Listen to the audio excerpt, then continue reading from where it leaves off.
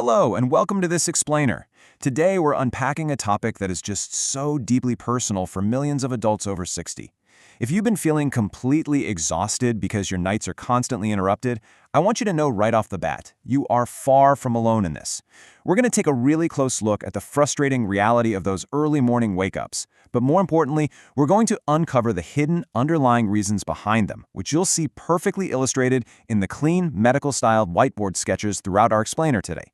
Because the good news, understanding these specific changes in your body is literally the very first step toward finally protecting your health and reclaiming a peaceful night's rest.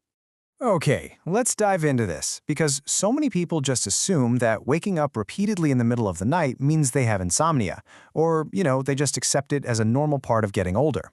But what if your body is actually trying to tell you something important while you're asleep?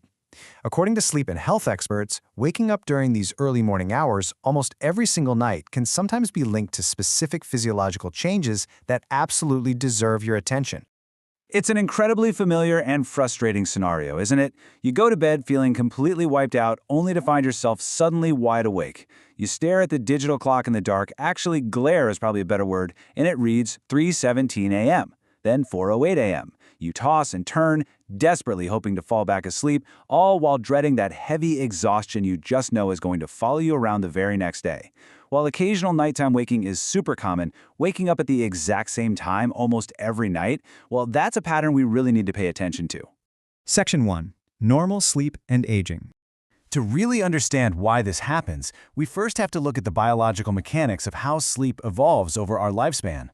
Our bodies operate on these amazing internal clocks, and as those clocks shift with age, the actual structure of our sleep changes too. Notice how deep sleep, that really restorative, heavy sleep, becomes noticeably shorter. Meanwhile, light sleep becomes much more common throughout the night. Because you're spending way more time in these lighter sleep stages, tiny disturbances that you would have slept right through in your 30s, like, say, a distant noise outside, a slight shift in the room's temperature, or a minor need to use the bathroom, can easily jolt you awake now. A major reason for this shift is melatonin. Notice how the levels of this vital sleep-regulating hormone naturally and pretty steeply decline as we move from youth into our senior years. Melatonin is absolutely essential for regulating our sleep cycles. So when you have less of it floating around in your system, staying asleep for a full, uninterrupted night simply becomes fundamentally harder on a purely chemical level. Section 2. Hidden medical sleep triggers. Beyond just natural aging, there are hidden, completely treatable medical triggers. One of the most prominent physical interruptions to a senior's sleep cycle is, you guessed it, the bladder. As we get older, nighttime urination just becomes more common. Drinking fluids too late in the evening, taking certain medications, or managing underlying health conditions can all increase that sudden, unavoidable need to get out of bed during the night. Now, what's really interesting about this slide is a highly overlooked reason for early morning wake-ups: blood sugar fluctuations. If your blood sugar drops too low in the middle of the night, you might wake up feeling shaky, sweaty, hungry, or just kind of restless. On the flip side, if your blood sugar is too high, it increases thirst and triggers that frequent urination we just talked about. If you have diabetes or prediabetes, this is a vital pattern to discuss with your healthcare provider for sure. Another potential hidden trigger is sleep apnea. This is a condition where your breathing repeatedly stops and starts while you're unconscious.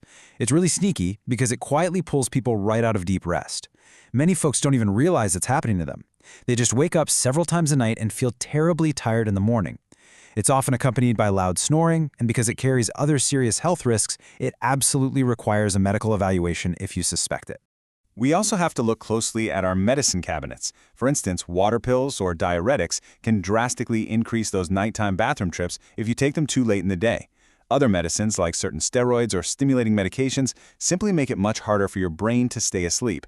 However, and this is absolutely crucial, you should never stop a prescribed medication on your own. Always consult your pharmacist or doctor to see if simply adjusting the timing of your dose might be appropriate.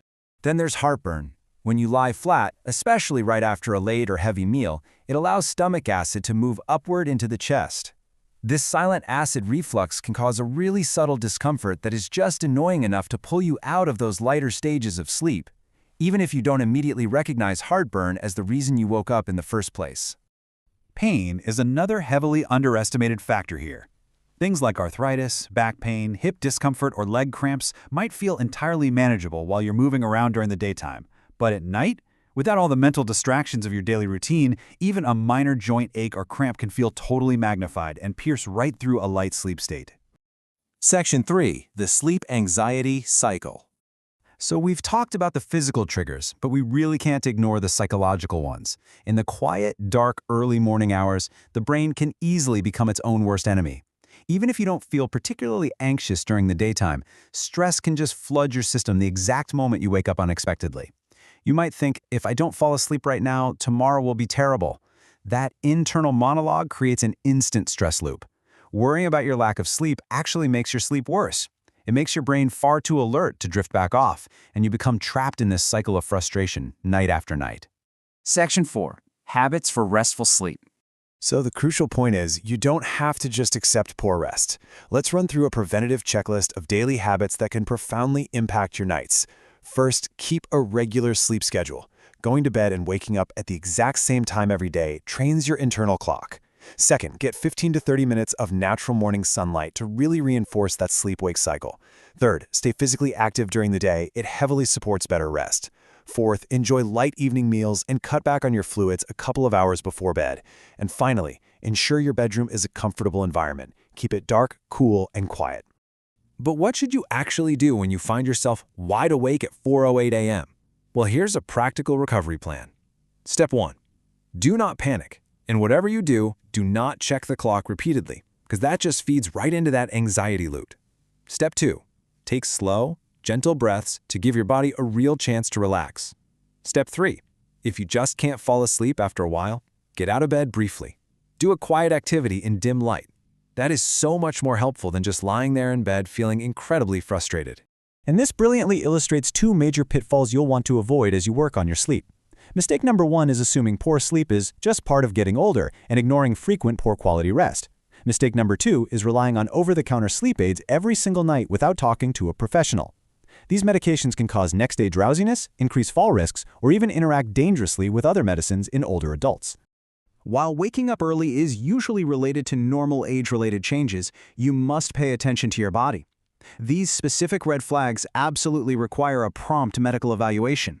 Loud snoring, noticeable breathing pauses, chest discomfort, unexplained weight loss, or severe daytime fatigue. Do not ignore these signs. A doctor can help identify an underlying condition that really needs proper treatment. To wrap up this explainer, I want to reassure you one last time. Waking up between 3 a.m. and 5 a.m. is incredibly common, highly understandable, and very often treatable. Understanding the root cause is the very first step toward finding your solution. So, I'll leave you with this question. Do you often wake up during these hours, or have you discovered a habit that actually helps you sleep soundly through the night? Share your experiences, because your insight might just be the exact encouragement someone else needs to finally get a good night's rest. Thanks for joining us.